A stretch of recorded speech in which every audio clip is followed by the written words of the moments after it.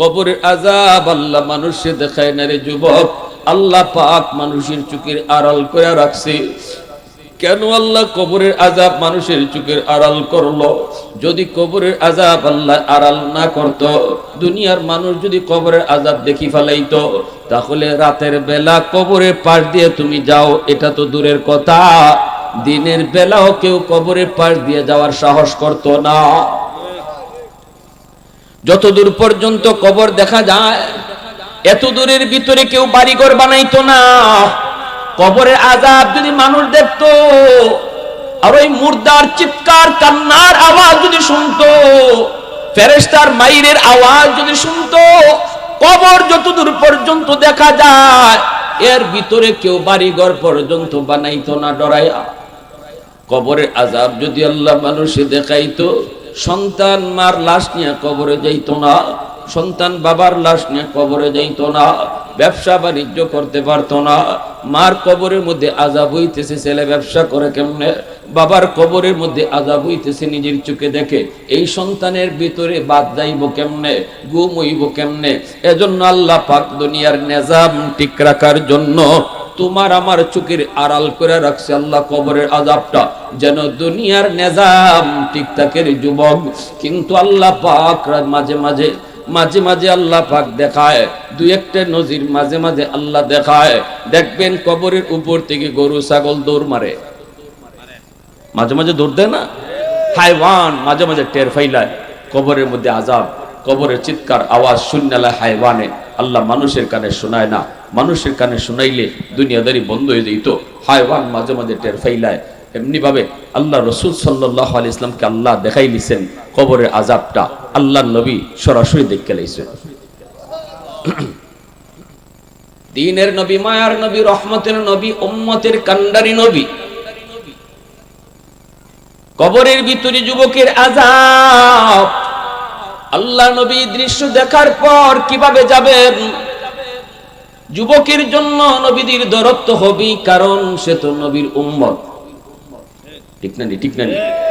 আমার নবীর চোখে কোনো বিপদ নবী দেখবেন আর চুপচাপ চলে যাবেন, হতেই পারে না। নবীজি কারো দেখলে কষ্ট দেখলে নবীরও কষ্ট লাগতো, কারো চোখে পানি দেখলে নবী নিজেও কাঁদতেন। কবরের ভিতরে যুবকের কান্নার আওয়াজ শোনার পর, আযাব দেখার পরও নবী তো যাইতে পারেন না। নবীজি সাহাবায়ে কেরামকে নিয়ে দাঁড়ায় গেলেন। আল্লাহর নবী বলতেছেন, সাহাবীরা রে, আমি ওই যুবকের জন্য একটু আল্লাহর দরবারে সুপারিশ করব, তোমরা শুধু আমার সাথে আমিন আমিন বলবা। আমি আল্লাহর কাছে সুপারিশ করব, তোমরা শুধু আমিন আমিন বলবা। নবীজি হাত উঠায় দিয়েছেন, সাহাবীরা তো আযাব দেখেন না, নবীজি আযাব দেখতেছেন। নবীজি হাত উঠায় কই, মালিক, ও মালিক, তুমি তো আমাকে রহমতের নবী বলেছো, তুমি তো আমাকে দয়ার নবী বলেছ। আল্লাহ রহমতের নবী কবরের পাশ দিয়ে চলে যাবে, আর এই কবরের মধ্যে আযাব হবে, হয় না মালিক? হয় না। আল্লাহ তুমি তার আযাবটা বন্ধ করো। আল্লাহর নবী যখন কইছেন আযাব বন্ধ করো, সাহাবায়ে কেরাম সাথে সাথে বলছেন আমিন, আল্লাহ তুমি কবুল করো। কিন্তু যুবকের আযাব বন্ধ হলো না, যুবকের আযাব বন্ধ হলো না। নবীজি আবার হাত উঠায় দিয়েছেন, সাহাবায়ে কেরাম আবারও আমিন বলছেন, এইবারও যুবকের আযাব বন্ধ হলো না। আবারও রহমতের নবী হাত উঠাইছেন, দুইটা রহমতি হাত, এরপরও কিন্তু যুবকের আযাব বন্ধ হলো না।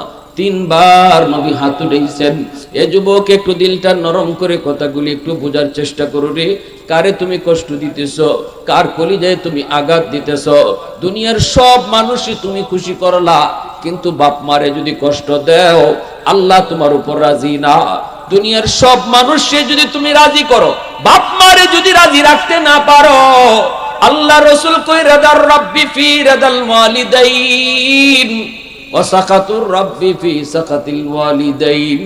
বাপ মা রাজি থাকলে আল্লাহ রাজি, বাপ মা নারাজ থাকলে আল্লাহ নারাজ।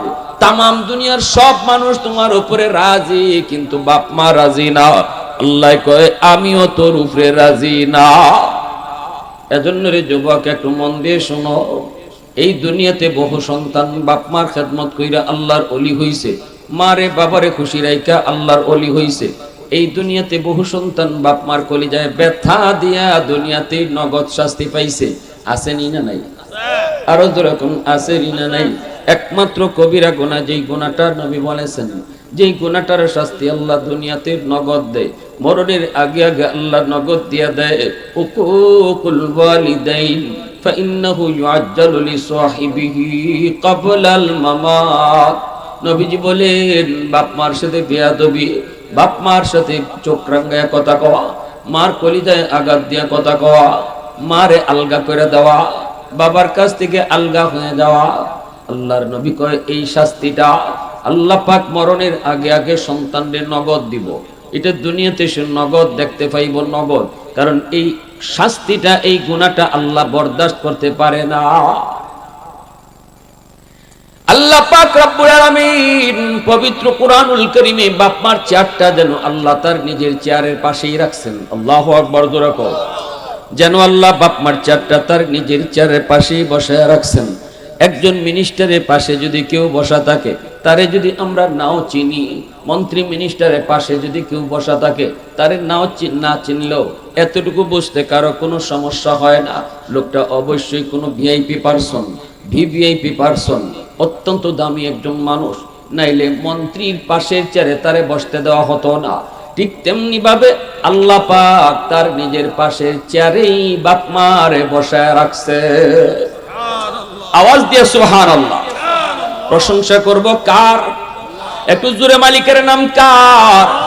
ওয়াহদাতি কি হিফাজত নেহি বেকুওতে বাজু, ওয়াহদাতি কি হিফাজত নেহি বেকুওতে বাজু, आती नहीं कुछ कमी हक ले खुदा दा, आती नहीं कुछ कमी हक ले खुदा दा, ऐ मर्द खुदा तुझको कुव्वत नहीं हासिल, जा बैठ किसी गार में अल्लाह को कर याद, जा बैठ किसी गार में अल्लाह को कर याद, ये सच है कि बातिल की तरफदार नहीं हम, गद्दार न समझो हमें गद्दार नहीं हम, फूलों की तरह नरम मिजाज अपना है नजर, हम तेरी लगी नेज़ा व तलवार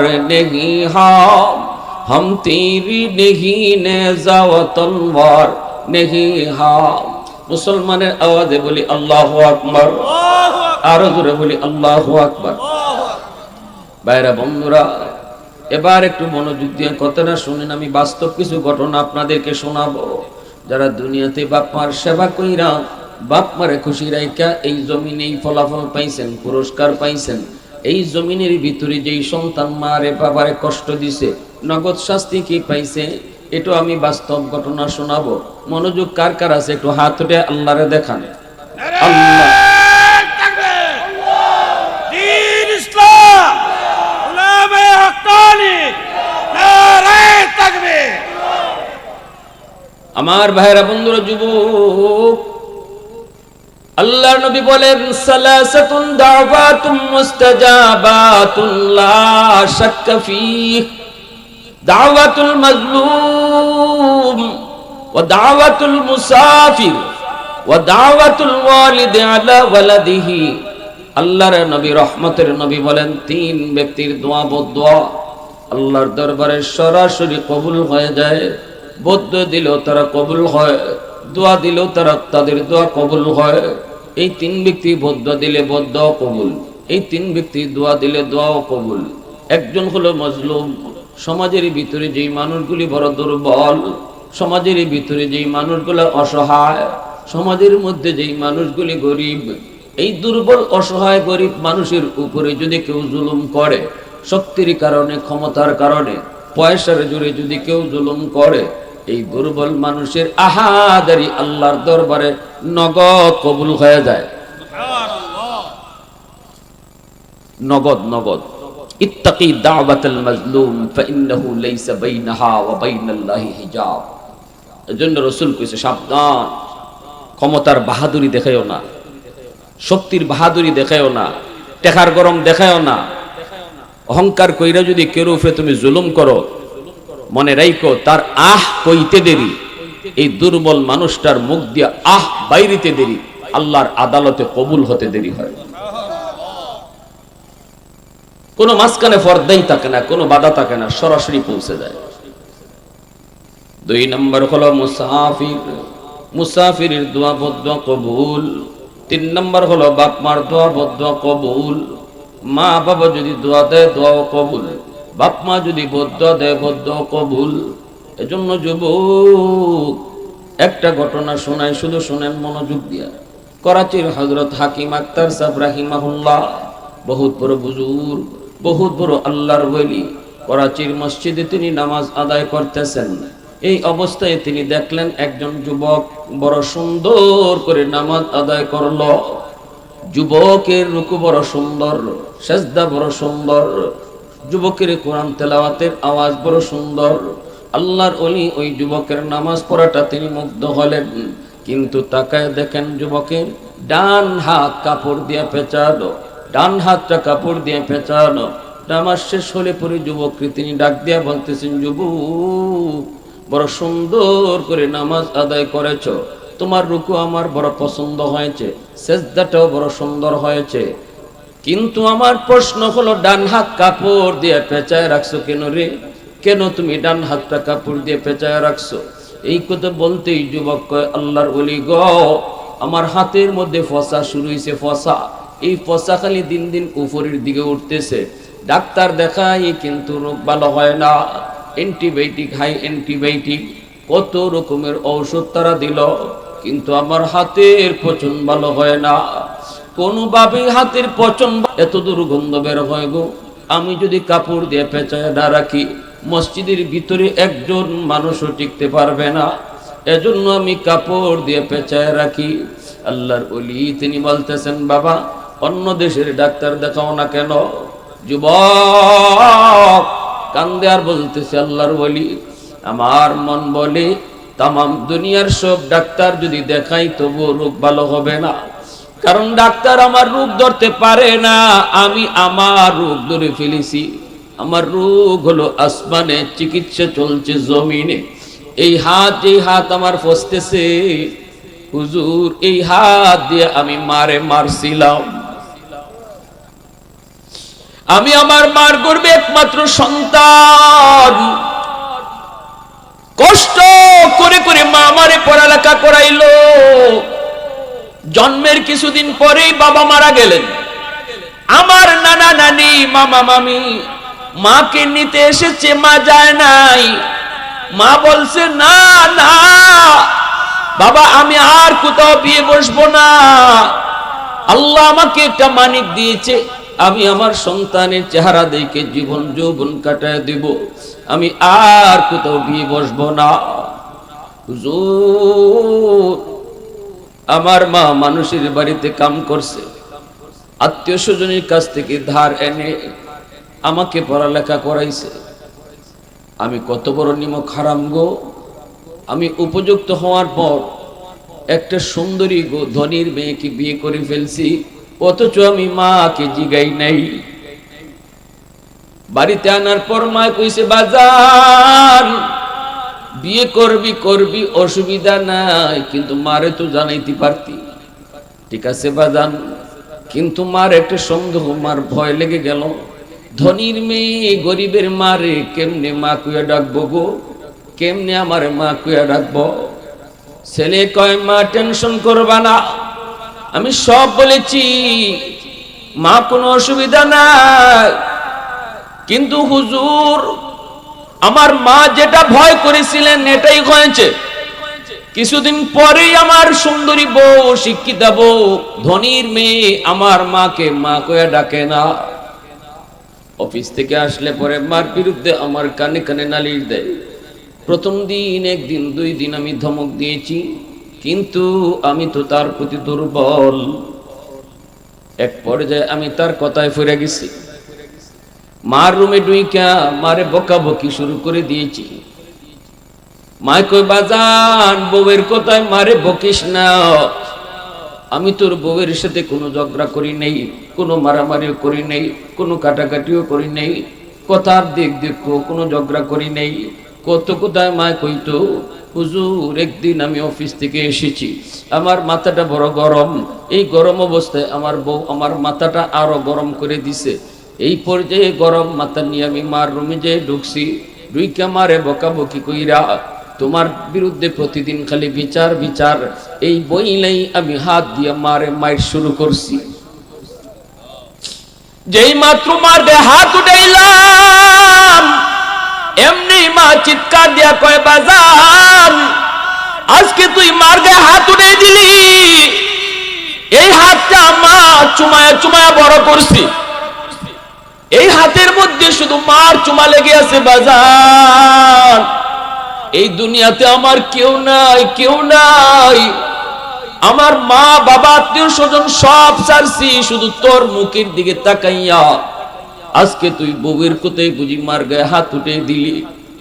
ঠিক আছে, এতটুকু যদি করতে পারছো, আল্লাহ যেন তোর এই হাত ফসায় দেয়। সাথে সাথে হুজুর আমি টের পাইছি আমার পায়ের জমিনটা কাইপে উঠছে, পায়ের জমিনটার সাথে সাথে টের পাইছি কাইপে উঠছে।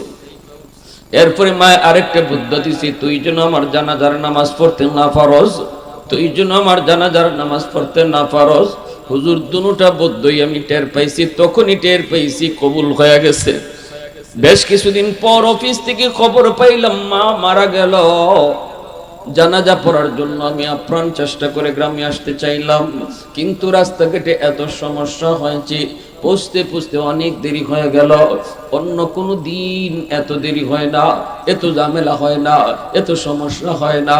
গ্রামে পৌঁছতে পৌঁছতে অনেক দেরি হয়ে গেল। গ্রামের মানুষ আমাকে ছাড়াই মার জানাজা পড়ে ফেলেছে। আমি যখন ঢুকলাম আর দেখলাম মার জানাজা শেষ, তখনই আমি বুঝছি মার বদ্ধ কবুল হয়ে গেছে গো। এখন দ্বিতীয় বদ্ধটা কবুল হওয়ার ফালা, তোর হাত যেন ফচ্চা যায়। হুজুর আমি কিছুদিন পরে টের পাইছি আমার হাতের মধ্যে ফোড়া দেখা দিছে, এই আঙ্গুলের ফোড়া থেকে ফসা শুরু হইছে। এই ফসা শুধু দিন দিন দিন দিন শুধু উপরের দিকে উঠতেছে। ডাক্তার দেখাইলাম, অ্যান্টিবায়োটিক দেয়, হাই অ্যান্টিবায়োটিক দেয়, কিন্তু ভালো হয় না, ভালো হয় না। ডাক্তাররা কয় আমরাও তো কিছু বুঝি না, কেন তোমার রোগ ভালো হয় না, এটা তো অ্যান্টিবায়োটিকে ভালো হয়ে যাওয়ার কথা।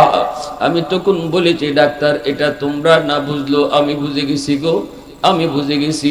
ফসা তো আর ভালো হয় না, বরং উপরে উঠতেছে। এত দুর্গন্ধ, এত দুর্গন্ধ। আমার সুন্দরী বউ যার মায়া ভইরা আমি মারে মারছিলাম গো, এই সুন্দরী বউটো আমারে ফলে বাপের বাড়ি চলে গেছে, দুর্গন্ধে টিকতে পারে না। ঘরের মানুষজন আমারে ঘর থেকে বের করে দিয়েছে, সমাজের মানুষেরা আমার সমাজ থেকে বের করে দিয়েছে। আমি যেখানে থাকি এখানেই দুর্গন্ধ, মানুষ টিকতে পারে না। এখন আমি রাস্তায় রাস্তায় ঘুরি, মসজিদে মসজিদে থাকি আর আল্লাহর দরবারে কান্দি। এই দুনিয়াতে আমার কেউ নাই, আমি আমার মার গায়ে হাত উঠানোর কারণে আল্লাহ দুনিয়াতে নগদ শাস্তির মধ্যে ফালায় দিছে। নাউজুবিল্লাহ, জোরে কও। হুজুর আমার বাঁচার কোন উপায় আসেনি, বাঁচার কোন উপায় আসেনি।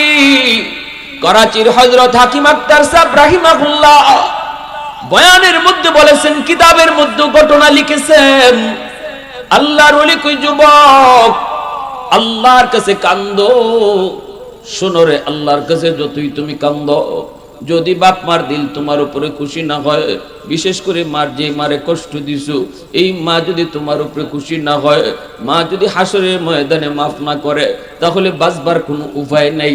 আল্লাহ কিন্তু তোমারে মাফ দিবে না, আল্লাহ মাফ দিবে না। হাসরের ময়দানে মারে তুমি বাঁচানোর ব্যবস্থা করো।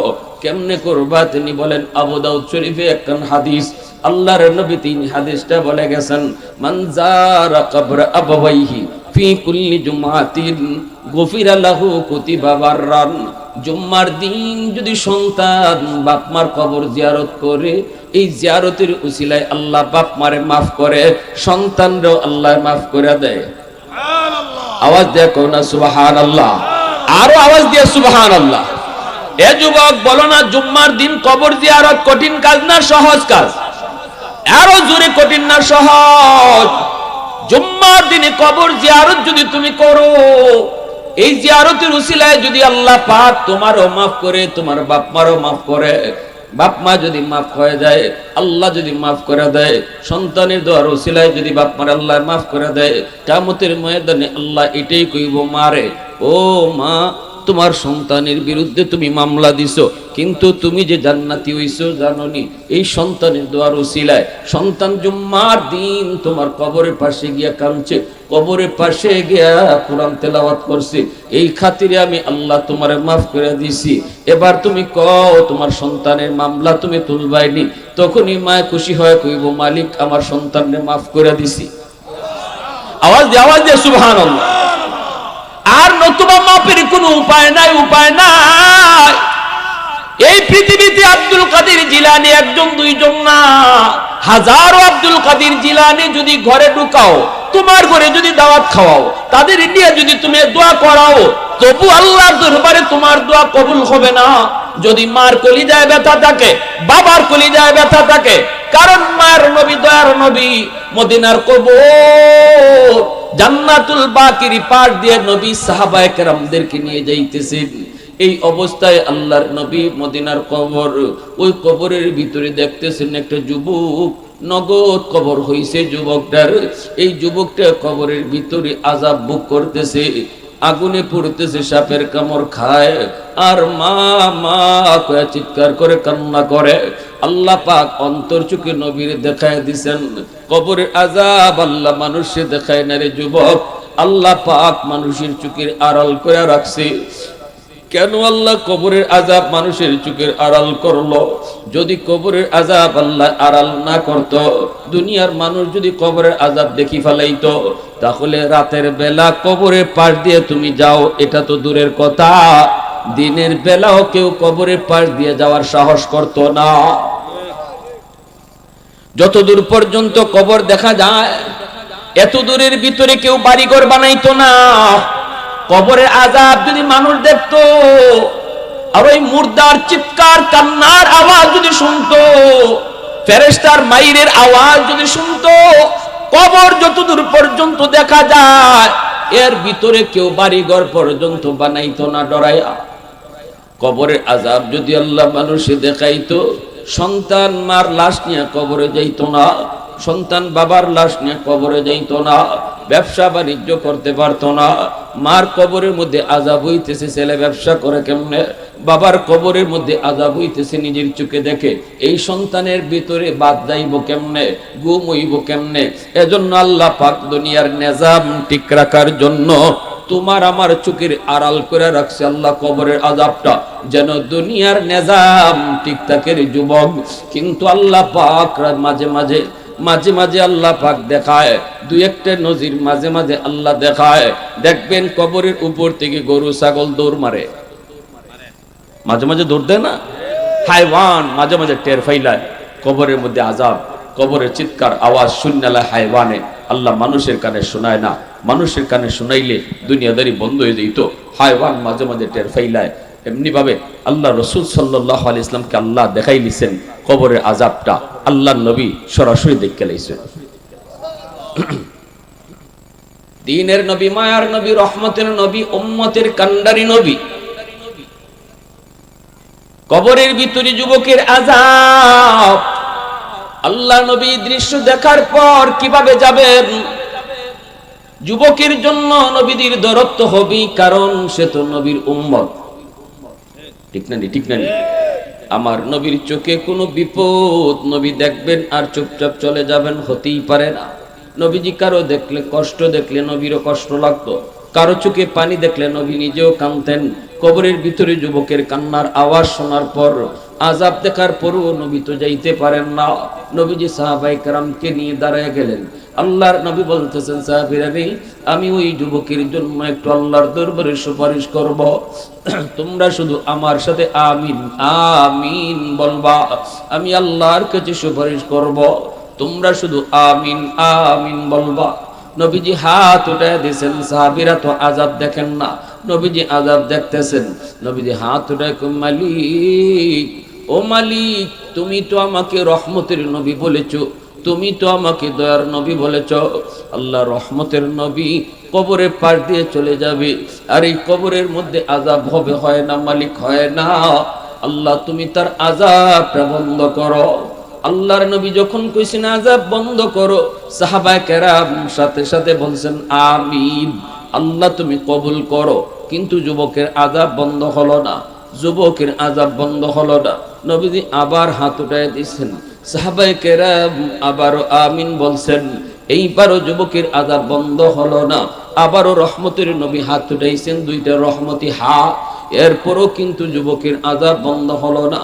তিনবার নবী হাত উঠাইছেন। এ যুবক একটু দিলটা নরম করে কথাগুলি একটু বোঝার চেষ্টা করো রে। কারে তুমি কষ্ট দিতেছ, কার কলিজায় তুমি আঘাত দিতেছ? দুনিয়ার সব মানুষই তুমি খুশি করলা, কিন্তু বাপ মারে যদি কষ্ট দাও, আল্লাহ তোমার উপর রাজি না। দুনিয়ার সব মানুষকে যদি তুমি রাজি করো, বাপ মারে যদি রাজি রাখতে না পারো, আল্লাহ রাসূল কই রাদার রাব্বি ফি রাদাল ওয়ালিদাইন ওয়া সাকাতুর রাব্বি ফি সাকাতিল ওয়ালিদাইন। বাপ মা রাজি থাকলে আল্লাহ রাজি, বাপ মা নারাজ থাকলে আল্লাহ নারাজ। তামাম দুনিয়ার সব মানুষ তোমার উপরে রাজি, কিন্তু বাপ মা রাজি না। আল্লাহ কয় আমিও তোর উপরে রাজি না। নামাজ পড়েও রাজি করাইতে পারবা না, বছরে বছরে হজ কইরেও আল্লাহকে রাজি করাইতে পারবা না, মসজিদ মাদ্রাসায় লক্ষ লক্ষ টাকা দান কইরেও আল্লাহকে রাজি করাইতে পারবা না। যদি বাপ মা রাজি না থাকে, কে রাজি না থাকলে, যখন কে রাজি না থাকলে, বাপ মা যদি রাজি না থাকে, আল্লাহ রাজি হবে না। রহমতের নবী হাত উঠাইছেন কয়বার? জোরে আওয়াজ দিয়ে কয়বার? এরপর যুবকের আযাব বন্ধ হলো না। অথচ আমার নবীর হাতের দাম আসেনি না নাই? নবীজি একবার হাত উঠাইলি আল্লাহর দরবারে কবুল, নবীজি হাত উঠাইলি আল্লাহর দরবারে কবুল, ঠিক না নি? তাবুক যুদ্ধ থেকে নবী আসতেছেন, আমার নবীর হাতের দামটা বুঝাইবার লাগে একটা ঘটনা কই। তাবুক যুদ্ধ থেকে আসতেছেন ফিরা, নবীজি আসরের পর হযরত আলী রাদিয়াল্লাহু তাআলা নুকে বলতেছেন, আলী আমি বড় টায়ার্ড, আমি তোমার উরাতে একটু ঘুমাই। আলী বলেন, ইয়া রাসূলুল্লাহ ঘুমান। নবীজি হযরত আলী রাদিয়াল্লাহু তাআলা নূর উরাতের মধ্যে মাথা রেখে একটু বিশ্রাম নিছেন। হযরত আলী রাদিয়াল্লাহু তাআলা নূর তিনি আসরের নামাজটা পড়েন নাই। ইনি ভাবছেন নবী তো একটু পরে উঠি যাইবেন, এরপরে আমি আসরের নামাজটা পড়ব না। কিন্তু দেখা যায় রাসূল মাথা দিতেই রাসূলের চোখ লাগিয়ে গেছে গা, নবীজি ঘুমায় গেছেন। এখন হযরত আলী রাদিয়াল্লাহু তাআলা টেনশনে পড়ছেন। ঘটনা কি? তাকায় দেখেন সূর্য লাল হয়ে গেছে, সূর্য ডুবে যাইব, আসরের নামাজ তার কাজা হয়ে যাইব। হযরত আলী পেরেশান হয়ে গেছেন, এখন কি করি? একদিকে আমার নামাজ কাজা হয়ে যেতেছে, আর একদিকে আমার রাসূল আমার উরাতে ঘুমো। আমি কি নবীকে ঘুম ভাঙাবো, নাকি আমি আমার নামাজ কাজা হয়ে যাইব? হযরত আলী তার মনরে জিগাইতেছেন, আলী ক তুই কি করবি? আলীর মন বল, আলীর মন জবাব দিতেছেন, আরে আলী নামাজ কাজা হয়ে যায়, হয়ে যাক, তবু দু জাহানের বাদশার ঘুম ভাঙাবি না, দু জাহানের বাদশার ঘুম ভাঙাবি না। তোর উরাতে দু জাহানের বাদশা আরাম করে, নবীর আরামের খেয়াল কর, নামাজ কাজা হয়ে যায়, হয়ে যায়। সূর্য ডুবে গেছে, নবীজির ঘুম ভাঙছে। আল্লাহ নবী ঘুম থেকে উঠে হযরত আলীর চেহারার দিকে তাকায় দেখেন পেরেশান। সত্যিকারের মুমিন, যার অন্তরে ঈমান আছে, সে গুনাহ যদি হয়ে যায়, হইতে পারে গুনাহ হওয়াটা অস্বাভাবিক না, গুনাহ হয়ে যেতে পারে, গুনাহ হওয়ার পর তার ভিতরে পেরেশানি লাগবে। মাল ঈমান ইয়া রাসূলুল্লাহ, ইযা সাররাতকা হাসানাতুকা ওয়া ইযা সাআতুকা সাইয়্যাতুকা ফাআনতা মুমিন। ঈমান কার আছে রাসূল স্কেল বলে দিবেন। গুনাহ হওয়ার পরে যার ভিতরে পেরেশানি লাগে, আর নেক কাজ করলে যার অন্তরে আনন্দ লাগে, রাসূল কয় বুঝবাই তার ঈমান আছে। সুবহানাল্লাহ। আর গুনাহ হওয়ার পরেও যার পেরেশানি লাগে না, বুঝবাই ঈমান নাই। এবার এখন আমরা প্রত্যেকেই যার যার ঈমান মাপতে পারবো, আমার অন্তরে ঈমান আছে না নাই। কিছু মানুষ আছে গুনাহ কইরা একদম ড্যাম কেয়ার চলতেছে, ফজরের নামাজ নাই, জোহরের নামাজ নাই, কোনো পেরেশানি নাই তার, এইভাবেই চলতেছে। কিন্তু এই যে মানুষটা গুনাহ হওয়ার পরেও কোনো চিন্তা নাই, নো চিন্তা, আর ওপেন ঘুরতেছে, পেরেশানি নাই, আল্লাহ রাসূল কয় এটাই আলামত তার ঈমান নাই, ঈমান নাই, ঈমান নাই। আর গুনাহ যদি হঠাৎ হয়ে যায়, হায় হায় আমি এটা কি করলাম, হায় হায় আমার নামাজ কাজা হয়ে গেছে, আল্লাহ আল্লাহ আমি তো কইতাম পারছি না, আল্লাহ নামাজটা কাজা হয়ে গেছি গা, সাথে সাথে হে দ্রুত নামাজটা কাজা করে লইতেছে। আল্লাহ রসুল কয় বুঝবাই তার ইমান আছে, ইমান আছে, ইমান আছে। সুবহানাল্লাহ, জোরে বলেন। এটা ইমান স্কেল। আলী রাদিয়াল্লাহু তাআলার চেহারার মধ্যে পেরেশানি আসবেই তো, কত বড় ইমানওয়ালা, পেরেশানি আসছে। আল্লাহ রসুল ঘুম ভাঙল, নবীজির ঘুম ভাঙার পর নবী তাকায় দেখেন চেহারার মধ্যে বড় পেরেশানি। আল্লাহর নবী বলতেছেন আলী রে এত পেরেশানি কেন, ঘটনা কি? আলী রাদিয়াল্লাহু তাআলা বলেন নবী গো আমার আসরের নামাজ কাজা হয়ে গেছে। এবার নবীজি বলেন আলী করছো কি, তুমি আমারে ডাক দিলা না কেন? হযরত আলী বলে নবী গো আমার মন বলে দুজাহানের বাচ্চার ঘুম ভাঙালে নবীর কষ্ট হবে, এজন্য আমি আপনাকে ডাক দেই নাই গো নবী। আল্লাহর নবী কথাটা শোনা মাত্রই নবীজি দুইটা হাত উঠায় দিয়েছেন। রদ্দে শামস নামক কিতাবের ভিতরে লিখছেন নবীজি দুইটা হাত বাড়ায় বলতেছেন মালিক, ও মালিক, আজ আমার আলী তার আসরের নামাজ কাজা হয়েছে নিজের কোনো দোষে নয়, তোমার বন্ধুর আরামের কারণে। আল্লাহু আকবার। আমার আলী কিন্তু নিজের দোষে নামাজ কাজা করে নাই গুণ আল্লাহ, ঘুমায়া নামাজ কাজা করে নাই, নিজের কাজে নামাজ কাজা করে নাই, দোকানদারি করতে গিয়ে নামাজ কাজা করে নাই, কাজা হইছে তোমার বন্ধুর একটু আরামের কারণে, তোমার বন্ধুর একটু আরামের কারণে। ও মালিক যদি এমনই হয় তোমার সূর্য ডুবলো কেন? সূর্য তো তোমার কথায় উঠে ডুবে, তোমার সূর্য ডুবলো কেন? আল্লাহু আকবার জোরে বল। আজ যদি আমার আলী তোমার দুস্তের আরামের কারণে তার নামাজ কাজা হইল, সূর্য কেন ডুবলো? সূর্য আরো আকাশে উঠায় রাখলা না কেন? সূর্য তুমি আকাশে আটকায় রাখলাই না কেন? আল্লাহ আমি মানি না, মানি না, মানি না, আমার আলীর নামাজ কাজা হইতেই পারে না, আমার আলীর নামাজ কাজা হইতেই পারে না। হাত দুইটা উঠায় দিলাম, আমার হাত উপরে থাকতে থাকতে ডুবন্ত সূর্য আবার আকাশে উঠাও, আমার হাত উপরে থাকতে থাকতে ডুবন্ত সূর্য উঠাও। রদ্দে শামস নামক কিতাবের ভিতরে লিখেন নবীজির হাত উপরে থাকতে থাকতে আল্লাহ পাক ডুবে যাওয়া সূর্য আবার আকাশে উঠায় দিয়েছেন। নারে তাকবীর, দ্বীন ইসলাম, শানে রাসূলুল্লাহ, নারে তাকবীর। उल्फत में तेरी वैसी ने दंदान को तोरा, बू बकर उमर नक्श कदम तेरा न छोरा। उल्फत में तेरी वैसी ने दंदान को तोरा, बू बकर उमर नक्श कदम तेरा न छोरा। ऐ उशाक नबी वाके असरार मदीना, सुल्तान का सुल्तान है सुल्तान मदीना, सरकार का सरकार है सरकार मदीना, गुलजार का गुलजार है गुलजार मदीना। अल्लाह ने मक्का ही में एक काबा बनाया, इस काबा का काबा तेरी मरकद को बनाया। मुसलमाনের आवाज अल्लाहु अकबर, और अल्लाहु अकबर। अल्लाह ने मक्का ही में एक काबा बनाया, इस काबा का काबा तेरी मरकद को बनाया। ऐसा लम्हा जी चले जा राह मदीना, सुल्तान का सुल्तान है सुल्तान मदीना, सरकार का सरकार है सरकार मदीना, गुलजार का गुलजार है गुलजार मदीना। मुसलमाনের আওয়াজ আল্লাহু আকবার। তাহলে নবীর হাতের দাম আসেনি না নাই? আল্লাহর নবীর হাতের দাম আসেনি না নাই? এইদিকে কিন্তু নবীজি ওই যুবকের জন্য একবার নয়, দুইবার নয়, তিনবার হাত উঠাইছেন, কিন্তু এরপরও নবীর হাতের দাম কদ্দুর? আল্লাহ তো দোয়া কবুল করে না। নবীজি টেনশনে, ঠিক আমার কি কোনো দোষ নাকি? আমার হাতের দাম কি কমে গেল নাকি? আল্লাহ আমি কোথায় কোন ভুল করলাম? আল্লাহ তুমি কি আমার উপরে নারাজ? আল্লাহ আমি কি তোমাকে নারাজ করে ফেলেছি? আল্লাহ পাক রব্বুল আলামিন তখন জানায়, বন্ধু তুমি আমাকে নারাজ করো নাই, আমি তোমার উপর নারাজ নই। ও বন্ধু, হাতের দাম কমে নাই, কমে নাই, হাতের দাম এখনো আছে। গন্ডগোল হলো যেই যুবক কবরে আযাব ভোগ করে রে বন্ধু, এই যুবকের মা এখনো দুনিয়ায় জীবিত।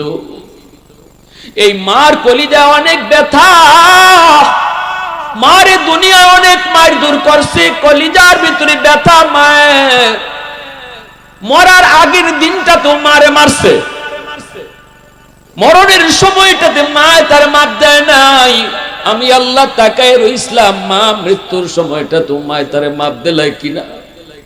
আমি আল্লাহ দেখতেছিলাম মরণের সময়টাতে সন্তানের যখন রূহটা বাইর হয়, এই সময়টা তো মায় তার মাপ দিলাই কিনা। কিন্তু এত কষ্ট মারে দিছে বন্ধু, এত নির্যাতন মারে করছে, মৌতের কষ্টটা দেখার পরও কিন্তু মা সন্তানের মাপ দিছে না, সন্তানেও মার কাছ থেকে মাপ নিছে না। এজন্য আমি আল্লাহ সিদ্ধান্ত নিয়েছি, যতক্ষণ পর্যন্ত মায় তারে মাপ না দিব, আমি তোমার সুপারিশ কবুল করব না। এবার আমারে তুমি বলো, আমার রহমতের নবীর সুপারিশ কবুল হয় না, সেখানে আব্দুল কাদের জিলানী, মঈনুদ্দিন চিশতিরে ঘরে আনিয়া যদি দাওয়াত করাও, দাওয়াত খাও, হাত উঠায় তারা, মার কলিজায় যদি ব্যথা থাকে, তাদের দোয়া কি কবুল হইব? কারণ হাজারো আব্দুল কাদের জিলানী আমার নবীর পায়ের ধুলার সমানও না। আওয়াজ দেখো ঠিক কিনা? হাজারো মঈনুদ্দিন চিশতি আমার নবীর পায়ের ধুলার সমানও না। সেখানে আমার নবীর সুপারিশ যেখানে কবুল হয় না, তুমি তোমার পেশাবরে মুরগি খাওয়াও, রান খাও, মুরগির রান খাওয়াও, তুমি তোমার পেশাবরে তুমি খাসি খাওয়াও, গরু খাওয়াও, কদুলিয়ে যাও, যত জালিয়ে যাও, গরু আর মহিষ যা তুমি খাওয়াও, কিন্তু মার কলিজায় যদি ব্যথা থাকে রে যুবক, বাবার কলিজায় যদি আঘাত দিয়া থাকো, পেশাবরে আত্মি খাওয়াইলেও আল্লাহ খুশি হইতো না। পেশাব যদি হক্কানি পীর হয়, খাঁটি আল্লাহওয়ালা হয়, খুশি করো, শরীয়তের বিধান। আমরা এটা বলি যে হ্যাঁ, হক্কানি পীরদের কাছে যাইবা কেন? জাহান তোমারে আখেরাতে তরাইব এই নিয়তে না। হক্কানি পীর বুজুর্গদের কাছে যাওয়া, বায়াত হওয়ার উদ্দেশ্য হইলো ইনি আমারে আমলের লাইন বলাই দিব, আমারে জান্নাতে যাওয়ার পথ দেখাই দিব। পেশাবে জান্নাতও নিত না, পেশাবের কাম হইলো জান্নাতে যাওয়ার পথ দেখাই দেওয়া। এই নিয়তে হক্কানি পীর বুজুর্গের কাছে যাইবা, ফিরে ফার করার ক্ষমতা নাই।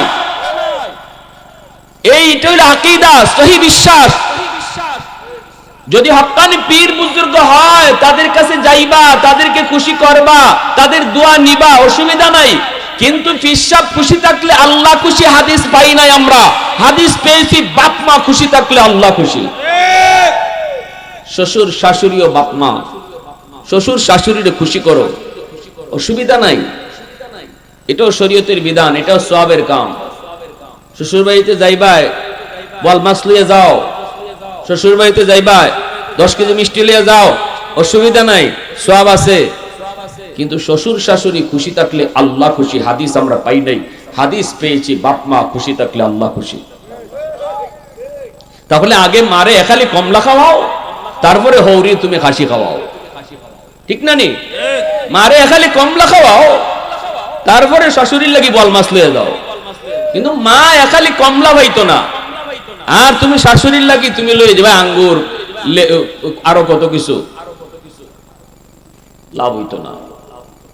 কষ্ট হইতেছে আপনাদের? কি ভাই কষ্ট হইতেছে? আল্লাহ আমাদেরকে বুঝদান করো, সবাই বলি আমিন। দ্বীনের নবী, মার নবী চিন্তায় পড়ে গেলেন।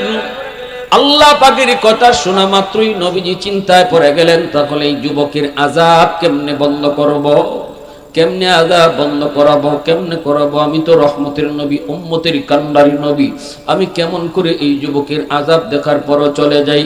আল্লাহ তো জানায় দিয়েছে, মায়ের মাফ না করলে আমার সুপারিশ আল্লাহ কবুল করতো না। এইবার নবীজি চিন্তায় পড়ে গেলেন। নবীজি সাহাবায়ে কেরামদেরকে বলেন, সাহাবীরা রে, দৌড়ে যাও, তার মাকে যে আমি নবীর সালাম জানাও। নবীজির সালাম জানাইতেই মহিলা এখানে চলে আসলো। নবীজি বলতেছেন, মা গো, কবরটা তুমি চিনোনি? মহিলায় কই, কই চিনি গো নবীটা আমার ছেলের কবর। আল্লাহর নবী কই মা গো এটা তোমার সন্তানের বলে হ কয়দিন আগে মারা গেছে কয়তদিন আগে। আল্লাহর নবী কই মা গো সন্তান বুঝি তোমারে অনেক কষ্ট দিয়েছে, সন্তান বুঝি তোমার কলিজায় অনেক আঘাত দিয়েছে, শারীরিক নির্যাতন বুঝি করছে, যার কারণে তোমার কলিজায় অনেক ব্যথা। মরণের সময়টা তো তুমি তোমার সন্তানরে মাপ দেও নেই, বিষয়টা আমাকে জানাইছে আমার মালিক, যার কারণে তোমার ছেলে কবরের মধ্যে আযাব, জাহান্নামের আগুনে পুড়তেছে, সাপের কামড় খাইতেছে, চিৎকার করে মা মা কয়ে কাঁদতেছে। আমি রহমতের নবী তার পার দিয়ে কেমনে যাব গো, একটু সুপারিশ না করে কেমনে যাই? আমি তো তার জন্য আল্লাহর কাছে একটু হাত উঠাইছিলাম, কিন্তু মালিক একবার দুইবার তিনবারই আমার হাত ফিরাই দিছি। আল্লাহ পাক সাফ সাফ জানাই দিছে মা তুমি যতক্ষণ পর্যন্ত তুমি তারে মাপ না দিবা ততক্ষণ আল্লাহ তার আযাব বন্ধ করবে না। মা গো আমি নবী তোমার কাছে সুপারিশ করি গো মা, সন্তান কষ্ট দিয়ে ফেলছে না বুঝা, আজকে এই কষ্টের কারণে কবরে আযাব ভোগ করে, আমি রহমতের নবী তোমার কাছে সুপারিশ করি মা তুমি তারে মাফ করে দাও, তুমি মাফ না করলে আযাব বন্ধ হইতো না। আল্লাহর নবী যখন মহিলার কাছে সুপারিশ করেন মহিলায় মাফ দেওয়ার জন্য, সাথে সাথে মাথাটা নিচের দিকে দিয়ে দিছে, মাথাটা নিচের দিকে দেওয়ার কথা কয় না, চোখ থেকে দর দর করে পানি পড়তেছে, নবীজির সামনেই মায় কাঁদতেছে। এরপরে মায় কান্দা কান্দা কই নবী গো কেমনে রে মাপ দিমু গো নবী, কেমনে রে মাপ দিমু গো নবী, এখনো আমার পিঠে মাইরের দাগ আছে, এখনো আমার পিঠে মাইরের দাগ, এখনো আমার হাড়ে হাড়ে ব্যথা গো নবী। বউয়ের কথা, বউয়ের কথায় আমার আমি মার গায়ে হাত উঠাই তো কেমনে আমি এর মাপ দিব না, না আমি এর মাপ দিব না, মাপ দিব না। আল্লাহর নবী যখন দেখতেছেন মার দিল শক্ত হয়ে গেছে, মায় মাপ দিত না, নবীজির চোখ থেকে পানি ঝরতেছে, মায় কান্দে, নবীও কান্দে। এইবার নবীজি চিন্তায় পড়লেন মালিক কেমনে কি করি গো মালিক, ও মালিক মার দিল তো অনেক শক্ত হয়ে গেছে, এই দিলের মালিক তো তুমি আল্লাহ, দিল নরম করা শুধু তোমার কাম, এটা মানুষের কাম না। আল্লাহ আমি একটা পথ তোমারে কয়া দিই, ও মালিক আমার মন বলে এই পথে আগাইলে মহিলার দিলটা নরম হইব। ও আল্লাহ কবরের আযাবটা তুমি আমারে যেভাবে দেখাইছো, এই যুবকের আযাব তুমি আমারে যেইভাবে দেখাইছো এইভাবে মারেও তুমি দেখা দাও, কারণ আমি নবীর মন বলে মা যদি নিজের চোখে সন্তানের আযাব নিজের চোখে দেখে তাহলে মার দিলটা নরম হয়ে যাবে। কারণ পৃথিবীতে যত মা সন্তানের কষ্ট মায় কিন্তু সরাসরি দেখলে সইতে পারে না, যতই কষ্ট দেখ সন্তানে, কিন্তু সন্তান বিপদে পড়লে সবার আগে মায় টের পায়। বিদেশ বাড়িতে সন্তানের যদি কোনো বিপদ হয় ফোন আসার আগেই মার কলিজায় কামড় দিয়ে উঠে, আওয়াজ দিয়ে বলো ঠিক কিনা, ঠিক কিনা। যেই মাত্র আল্লাহ নবী কয়েন মালিক তুমি আযাবটা মার চোখে দেখায় দাও, আল্লাহ পাক ওই দুস্থ তোমার এই সুপারিশটা আমি কবুল করলাম।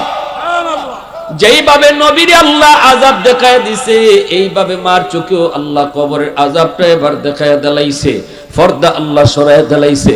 মা নিজের চোখে দেখতেছে সন্তানের আযাব, আগুনে পোড়ার দৃশ্য, সাপে কামড়ের দৃশ্য, আর চিল্লায়া চিল্লায়া মা মা কয়া কাঁদতেছে কাঁদতেছে, কারণ কবরে তারে সাপেও কইতেছে কেন কামড়াইতেছে মার কারণে, কেন কামড়াইতে, কেন আগুনে পুড়তেছে মারে কষ্ট দেওয়ার কারণে, চিল্লায়া চিল্লায়া মা মা কয়া কাঁদতেছে। এমনি মা দেখা মাত্রই মা কলিজা কামড় মারছে, মা ডাক দিয়া কই নবী গো, গো নবীজি আমি মাফ করে দিছি গো নবী, আমি মাফ করে দিছি। মা মাফ করতে দেরি হয়েছে, আযাবটা বন্ধ হতে দেরি হয় নাই। পৃথিবীতে মায়ের মতো আপন কেউ হবে না, পৃথিবীতে মায়ের মতো আপন কেউ হবে না, তোমরা কোনোদিনও মায়েরই মনেতে কষ্ট দিও না, তোমরা কোনোদিনও মায়েরই মনেতে কষ্ট দিও না। পৃথিবীতে মায়ের মতো আপন কেউ হবে না, পৃথিবীতে মায়ের মতো আপন কেউ হবে না, তোমরা কোনোদিনও মায়েরই মনেতে কষ্ট দিও না। কত পাপী এমন আছে মাকে কষ্ট দেয়, মায়ের মনে কষ্ট দিয়ে অভিশাপ নেয়। মায়ের মনে কষ্ট দিলে খোদা যে সহে না, মায়ের মনে কষ্ট দিলে খোদা যে সহে না। তোমরা কোনো দিনও মায়েরই মনেতে কষ্ট দিও না, তোমরা কোনো দিনও মায়েরই মনেতে কষ্ট দিও না। তো আওয়াজ দিয়ে বলি আল্লাহু আকবার, আরো জোরে আল্লাহু আকবার। ওই দিনও পত্রিকার মধ্যে দেখলাম রাশিয়ায় একটা বিল্ডিং ধসে পড়লো। এই বিল্ডিং এর নিচ থেকে প্রায় 17 দিন পরে একটা মা সহ বাচ্চারে উদ্ধার করছে। দুধের বাচ্চা, মা আর দুধের বাচ্চাটা উদ্ধার হয়েছে, হাসপাতালে নিয়ে ভর্তি করছে। চিকিৎসার পরে দুজনেই বাঁচানো সম্ভব হয়েছে। এইবার দেখা গেল মা, ডাক্তাররা দেখতেছে মার একটা আঙ্গুলের মাথাও নেই, একটা আঙ্গুলের মাথাও মার নাই, সবগুলা আঙ্গুলের মাথা কাটা। ডাক্তাররা জিজ্ঞেস করি, মা তোমার আঙ্গুলের মাথাগুলা কেমনে কাটলো? মা তখন কান্দে, চোখ থেকে পানি জড়ায় জড়ায় কয়, ডাক্তার আমি যখন ওই জায়গার মধ্যে আমার বাচ্চা নিয়ে আটকা পড়ছি, একদিন 2 দিন 3 দিন 4 দিন 5 দিন যখন চলে গেল, আমার বুকের দুধ যখন শুকায় আসলো, আমার দুধের বাচ্চাটারে আমি কি খাওয়াবো? আমি মা দেখতেছি তার জিহ্বাটা বার হয়ে যাইতেছে গো। ওই অবস্থায় বাচ্চাটার মুখে আমি কি দিব? তখন নিজের আঙ্গুলের মাথাটা দাঁত দিয়ে কামড় দিয়া কাটতে লাইছি, আঙ্গুলের মাথাটা ফালাইয়া দিছি, রক্ত বাইরিছি। এই রক্তটা আমার সন্তানের মুখে আমি চুষাইছি। নিজের হাতের 10টা আঙ্গুলের মাথা মা কামড় দিয়া কাইটা ফালাইছে, রক্ত খাওয়া খাওয়া বাচ্চারা বাঁচাইছে রে যুবক। কোন মার কলিজায় তুমি ব্যথা দিতেছ? ঘুমন্ত গড়ে কত মাস পাহারা দিছে সারা রাত, কত মা আল্লাহর কাছে দোয়া করছে, মালিক আমার হায়াতটা আমার সন্তানকে দিয়ে দিলাম, তবু আমার সন্তানের হায়াত তুমি বাড়ায় দাও। কত বাবা এই দোয়া করছে, মালিক কান্দের মধ্যে অসুস্থ সন্তানটারে নিয়ে বাবা দৌড়াইছে শহরের দিকে। রাতের বেলা রিক্সা নাই, কিছু নাই, কিন্তু বাবা কান্দে লইয়া দৌড়াইতেছে ডাক্তারের কাছে। তখন বাবা কান্দের কই, মালিক আমার হায়াতটা আমার সন্তানকে দিয়ে দিলাম, আল্লাহ তুমি আমার সন্তানের হায়াতটা বাড়ায় দিও। এই বাপ মার কলিজায় ব্যথা দিয়া এই দুনিয়াতে সফলতা ইম্পসিবল হয় না, হয় না, হয় না। হাকিমুল উম্মত মুজাদ্দিদি মিল্লাত মাওলানা আশরাফ আলী থানভী রাহমাতুল্লাহি আলাইহি বলেছেন, এই জমিনে এই দুনিয়ায় যে সন্তান বাপ মার কলিজায় ব্যথা দিব, 1 নাম্বার দুনিয়াতে নগদ শাস্তি, আল্লাহ পাক তার হায়াতের বরকত কাইরা নিব। দুনিয়ার ভিতরে সে হায়াতের বরকত পাইতো না। বিপদ আওয়ার কথা না, কিন্তু বিপদ তার উপরে পড়ব। টাটা তার উপরে পড়ার কথা না, টাটা তার উপরে পড়ব। অ্যাক্সিডেন্টে ফাও ভাঙ্গার কথা না, ফাও তারই ভাঙবো। যদি বাপ মার কলিজায় ব্যথা থাকে, বাপ মা যদি তার বদয়া দেয়, 2 নম্বর শাস্তি হলো আল্লাহ পাক তার রিজিকের বরকত কাইরা নিব। ব্যবসা করব, দুনিয়াদারি করব, কিন্তু ধরতে কিছুই পাইতো না, ধরতে কিছুই পাইতো না। দেখবো সব কিছু আছে, কিন্তু ধরতে কিছুই পাইতো না। 3 নম্বর থানভী রাহমাতুল্লাহি আলাইহি বলেন, 3 নম্বর হলো তার সন্তানও আল্লাহ পাক এরকম ভাবে বেয়াদব বানাইবো, আজকে যেইভাবে তার মারে তার বাবারে সে কষ্ট দেয়, 3 নম্বর শাস্তি হলো তার সন্তানও তার এইরকম দুনিয়াতে জ্বালাইবো। 4 নম্বর শাস্তি হলো দুনিয়াতেই আল্লাহ পাক তার বেইজ্জত করবো, বেইজ্জত, খালি বেইজ্জত হইব, বেইজ্জত হইব। আর যদি বাপ মার দোয়া নিয়ে চলে, তাকে আল্লাহ পাক দুনিয়াতে ইজ্জতের চেয়ারে আল্লাহ বসাইব। থানভী রাহমাতুল্লাহি আলাইহি বলছেন তার কিতাবের মধ্যে, যে সন্তান বাপ মার দোয়া নিয়ে চলবো, দুনিয়াতে আল্লাহ তারে দিন দিন খালি ইজ্জত বাড়াইবো, বাড়াইবো, বাড়াইবো। আর মরণের আগে আগে আল্লাহ তারে হজ্জে বাইতুল্লাহ নসিব করাইব। কেন? এটার ব্যাখ্যায় তিনি লিখছেন, কারণ এই সন্তান মা আর বাবার চেহারার দিকে দুনিয়াতে কতবার চাইছে মায়ার নজরে, কারণ সে তো বাপ মার সাথে ভালো সম্পর্ক রেখে চলছে। বাবা অসুস্থ হইছে, বাবা বৃদ্ধ হইছে, মুছ কাটতে গেলে টুট কেটে লায়, বাবা বৃদ্ধ হইছে, নখ কাটতে গেলে আঙ্গুল কেটে লায়। এই অবস্থায় তুমি সন্তান বাবার মুছটা কাটতে দাও, বাবার নখটা ফালাই দাও। ওই যে মুছ কাটতেছো, নখটা ফালাই দিতেছো, যতবার নজর বাবার চেহারার দিকে পড়ছে, ততবার আল্লাহ কবুল হজ আমল নামা উঠায় রাখছে। এজন্য থানবী রহমতুল্লাহ আলাইহি বলেন, ফেরেশতারা আল্লাহর কাছে আবদার করে, আল্লাহ তোমারই বান্দা বাপমার চেহারার দিকে তাকাইয়া জীবনে বহু হজ কামাইলিছে, কিন্তু বাস্তব হজটা এখনো করছে না, হজের সওয়াব পাইলিছে। আল্লাহ আমরা ফেরেশতারা দোয়া করি, যে দুনিয়া থেকে এতগুলা হজের সওয়াব পাইছে, তুমি তারে বাস্তব হজ নসিব করে দাও। আমিন। ফেরেশতারা দোয়া করে, ফেরেশতারা দোয়া করে। এজন্য মা ভক্ত, বাবা ভক্ত সন্তান, তার পয়সা কদ্দুর আল্লাহ এটা দেখে না, আল্লাহ তারে কোনো না কোনো সুরতে মক্কা মদিনা নিয়ে যায়। সুবহানাল্লাহ। প্যারে হাজিরিন, এজন্যই তো আমি বলছিলাম, খাজা মঈন আজকে বলেন, জুনাইদ বাগদাদির কথা বলেন, বাইজিদ বুস্তামির কথা বলেন, ওয়াসকুরুনির কথা বলেন, বর্তমান জমানায় আমাদের যত আল্লাহ ওয়ালারা আছেন, যতজন গেছেন, প্রত্যেকে ওলি হইছেন বাপমার দোয়ার ওসিলায়।